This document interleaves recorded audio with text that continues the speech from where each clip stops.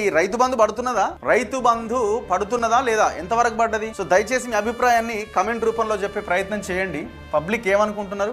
రైతు బంధు సంగతి ఏంది? అంతా ఉత్తదే సార్, రైతు బంధు పడ్డదా? ఎంతవరకు పడ్డది? లేదు బ్రో, రైతు బంధు పడుతుంది. పడలేదు, రైతు బంధు పడలేదు. ఐ డింట్ రిసీవ్, నాకు మెసేజ్ వచ్చింది బట్ అకౌంట్ లో అమౌంట్ చూపించట్లేదట. రైతు బంధు అంటే రైతు భిక్షం అట అన్న. మెసేజ్ వచ్చింది కానీ డబ్బులు అకౌంట్ లో రాలేదు. 2 ఎకరాలు ఉంటే ఎకరా 1.5 ఎకర్కే పడ్డదట. అట్లా 1 ఎకరాకు రాలేదట లింగారెడ్డి గారికి. ఏమైందో మరి. పటాన్ చెరువు కాన్స్టిట్యున్సీలో ఎవరికి పడలేదట అన్న. మాది 2 times దొబ్బేసిరన్న కాంగ్రెస్ వాళ్ళు రైతు భరోసా అట. ఓకే.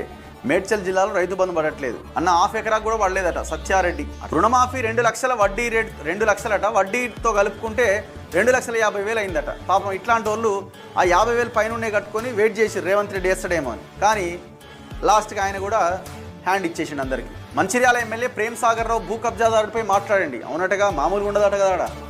మనోడు ముసలోడే కానీ మామూలుగా లేదట.